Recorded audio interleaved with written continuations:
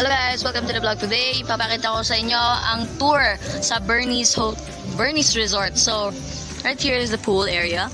Meron po tayong kiddie pool which is, I don't know how deep it is, but it's good enough for kids. And then this, I think, goes up to 6 feet. Si Tita, ayan, dahil minsan lang siya nakakalabas ng bahay, nagmumuni sa gitna. We have a cottage, very nice. May electric fan sila. Ito yung isa pang cottage which is like kung saan pwede magluto, etc. etc. Ayun nga yung mga pagkain namin. Say hi, MJ! May karaoke room din dito. It has all of the songs. Grabe, songer si Tita. May ref din sila. Ayan, dito naman sa likod po ay nag-iihaw at nag-iinuman ang mga matatanda. Yan po, kwento time ng mga matatanda. Tapos, we have rooms also. It's in that beautiful house right there. And muni-muni ulit siya. Grabe naman yan, parang hindi nakakalabas. So, ay, tama naman, hindi siya nakakalabas. Bugs! Ayan, ang ganda ng bahay, di ba? Meron din silang swing. Meron silang basketball court. So, nagdala kami ng basketball para maglaro. Down here is a place for events, I think. Kasi malaki siyang space na walang laman. There's a shower over here. Hold on. Nag-shower kami doon. Yeah, nag-shower kami before you swim. You gotta clean that body. There's a shower over here. Then inside here, this is another room. Dapat kasi yung kwarto namin lahat sa taas.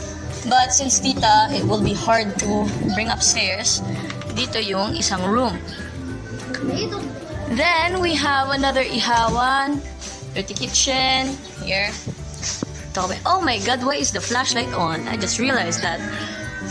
Look at that. Meron ng CR dito. Girls and boys. May shower and may toilets. May toilet and shower right there. And there's a bidet. Yep. Now, dun tayo sa taas. Bidet is the spray thing for the toilet. Oh. Ito, medyo na... Ang ganda talaga ng hagdanan na to, pero nakakahingal siya umakyat. So, let us go up.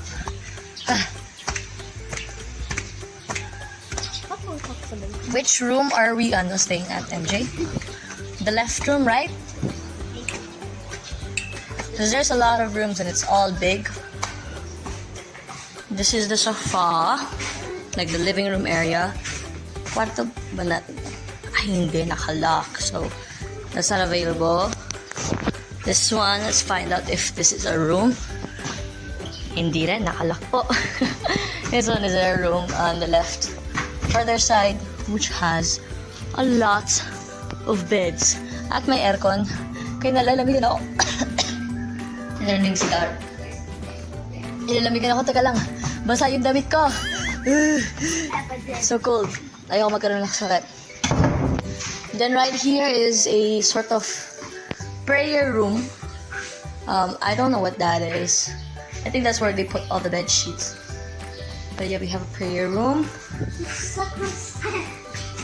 And then we also have a little balcony that sees everything. Oh, you can go up till here. Oh, around the house. Ah, wow. Look at that. Beautiful, beautiful, beautiful.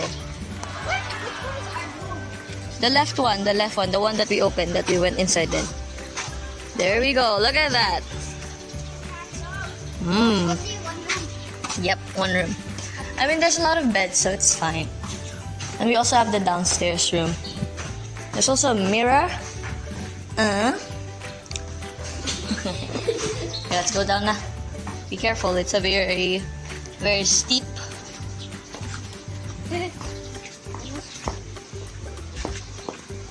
And that is the end of our tour. So let me return you back to Via Des. Asa na si Via Des? Ayan po. The man who cannot be moved. Nandyan pa rin siya. Ano yung kanta na yan? The man that cannot be moved.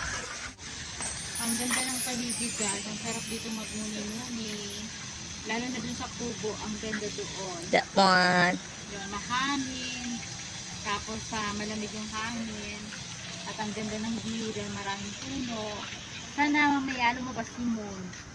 Uy. Yung moon na lang, hindi ko nakikita. Yeah. Madalas araw po ang nakikita. And mamayang gabi, ayun, maghahanap ako ng moon. Dahil mag-ano kami, Bonfire. yes. Mag-s'mores kami. Yes. Oh, do we have crackers? So, Yes. enjoy the moment, quality time with my family. Woo! And my father is here also. Yun si tatay. Minsan natutulog lang siya. Yes.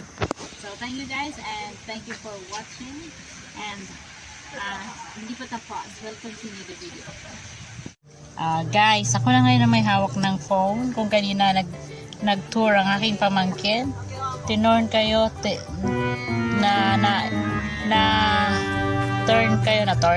naikot kayo sa bahay na yan, yung bahay na yan, yan. Sa loob, kasi di ko naman kaya akitin yan para pasukin sa loob, para makita niyo yung loob. So, ngayon ay akong may hawak ng camera. Ayan na, nagbalit na kami ng kalagayan ng sitwasyon. Siya na umuupo sa aking wheels. Kaway, Sepi. Hello, Sepi! Siya na po ang umupo sa aking wheels. O, andito naman ako ngayon sa floor ng kawayan. Dito sa kubo na merong electric fan sa kubo. Ayan. May electric fan sa kubo. And then, ayan aking mga pinsan. Swimming sila. Ayan. Aking mga pinsan. Enjoy the moment. Quality moment.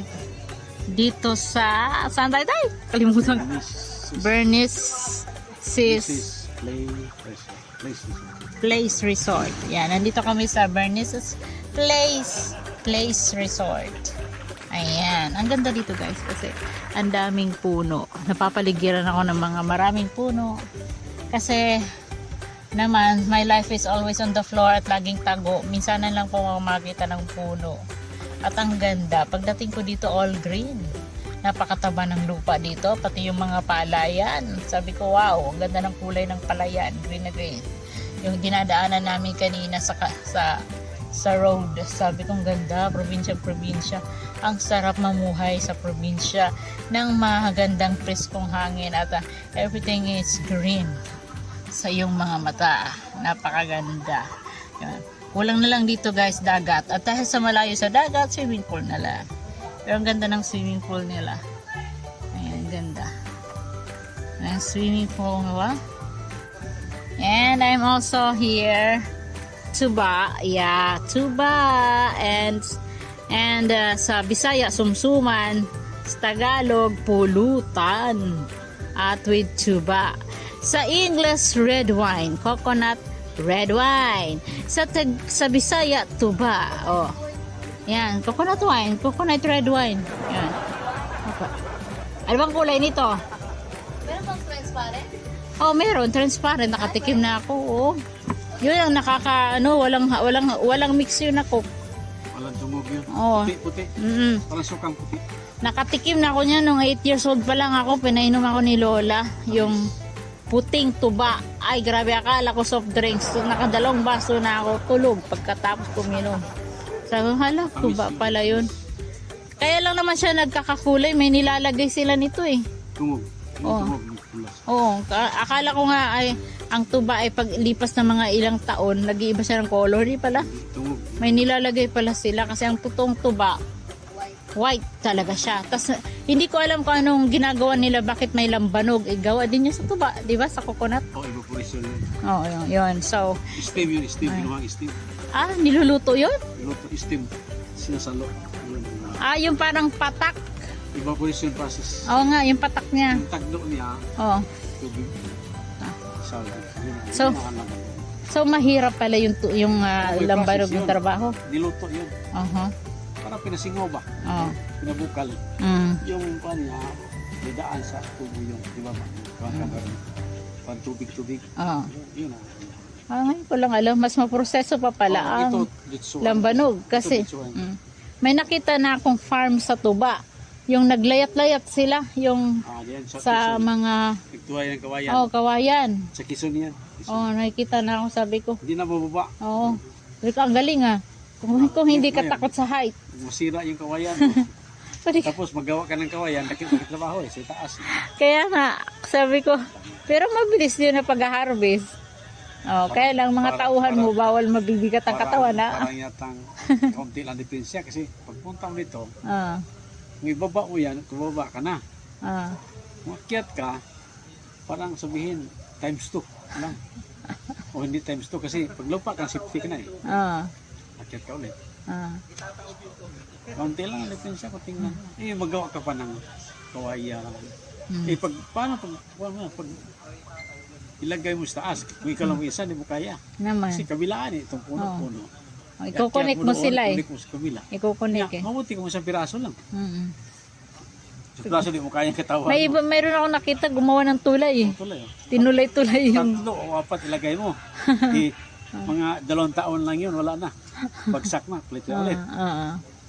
Basta sipag. Kung ikaw sipag, akit na lang ako. Meron naman ako nakita na hindi niya pinataasan ang niyog. Mababa lang. Parang gibawg niya ba? Hindi niya pina-straight. Para hindi mahirapan pag-akyat ba? Oo. Para Pero ang labi, gumanon pa rin. para pagka nag-harvest ng tuba, di gaano. Hindi ang lubi, pag inadapa mo, tatayo pa rin yan. Ganon? Hindi ka dapa. Hindi ko lang alam na, akala ko pag nag-grow siya na kung saan mo siya, Tumba? yun na yun. Tatayo rin siya. Ganon. Para lang gumanon. Kaya pala nilalagyan nila ng konting tali. Ayan. Tayo talaga. Ayan. So, ayan guys, ang aking father, si Ferdancio Salva. Ayan. Having time with my tatay. Kwentuhan with tuba. Ayan. So, ngayon ko lang alam kung paano ginagawa ang lambanog. Kasi ang alam ko, sabi ko, di ba ang lambanog gawa din yun sa tuba? Pero hindi ko alam na paano proseso. Mas matrabaho pala ang tuba, ang lambanog gawin. Kaya, aabangan mo yung pagpatak. So, pero, malakas ang ng lambanog. Alcohol na yun. Malakas ang tirada na sa alak. Hindi katulad sa tuba na konti lang. Ang mararamdaman mo lang sa tuba, antuking ka. Tapos wala siyang hangover. Napapansin ko. Pantulog mo. Walang hangover na sasakit ulo mo. Wala. Ayun. Hindi ka rin parang, alam mo yung pagka uminom kayo ng wine guys, pagkagising nyo, parang dehydration kayo. Naghahanap kayo ng tubig. Naghahanap kayo ng sabaw. Pero sa tuba, hindi eh. Yun, parang ordinaryo lang siya na parang juice, pero wine. Pero mababa lang ang pag-ano ng wine. Pero hindi lahat ay gusto ng tuba. Pero para sa akin kasi ang tuba, ang tuba meron siyang na sa una mong tikim, hindi mo siya magugustuhan. Pero kapag lagi mo na siyang naiinom, sasama sa sistema ng katawan mo. Ganyan yung tuba. Yun. At para sa akin, mas healthy ang tuba. Kasi hindi siya yung bang malakas ang wine niya, gano'n alcohol. Kumbaga ano lang siya, natural. Gano'n. So yun guys, share ko lang. And that's my vlog for today. A quality time, family time, bonding moment sa resort. Ayan na sila, mga nagsiswim-swim. Don't move faster so that camera will not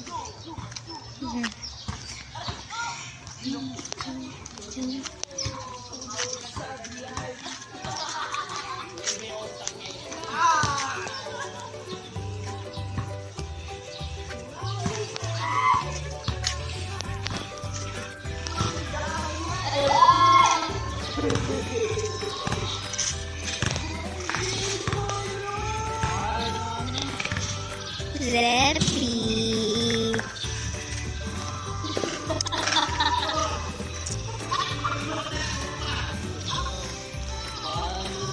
Suzette. Greet my mom, dad, yan.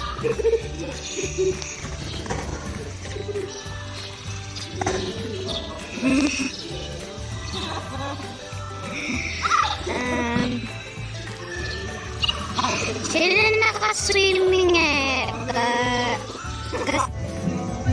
Hello guys! Welcome sa aking channel. I'm Diandes, a vlogger na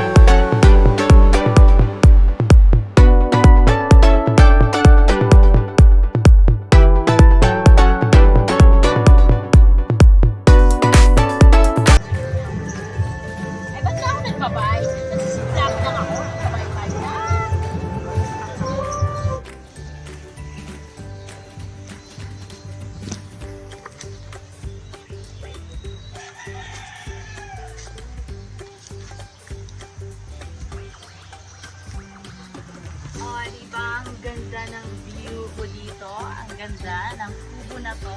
Dito, sa kubo na to may tent. Ito ang aking comfort zone sa ngayon. Dito ako nagbibidis. Yan. Dito na rin ako natulog. Dito ako nagpapos ng magdamag. At ang ganda ng view. So, pagkagising ko sa umaga, ay kita ko ang puno at mahangin. At ang araw, napakaganda po ng paligid na to. Yan. So, salamat sa nag-sponsor, Emily. Yan, my sister, na galing sa Dubai. Siya mag-sponsor ng outing na to para sa quality time, family time, bonding moments. So, thank you so much. And also, my brother, the cameraman. Hindi siya nakikita, siya po may host ng cameraman, si Batman. And ito ang namimiss ko, ang matulog sa kawayan. Yes, kawayan. At ang ganda ng view. Pakita mo yung view ko. Ganda ng view. Everything is green.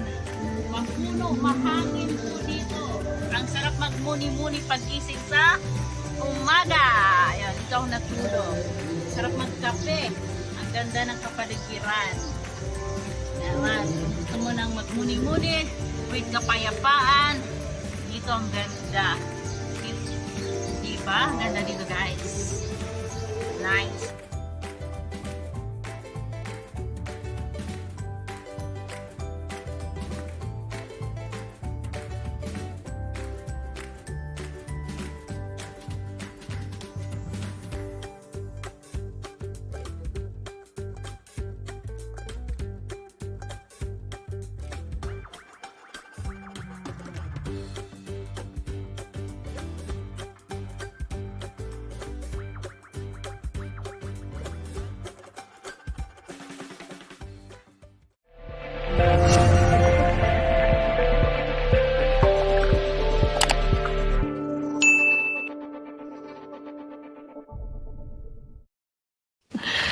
Sana all.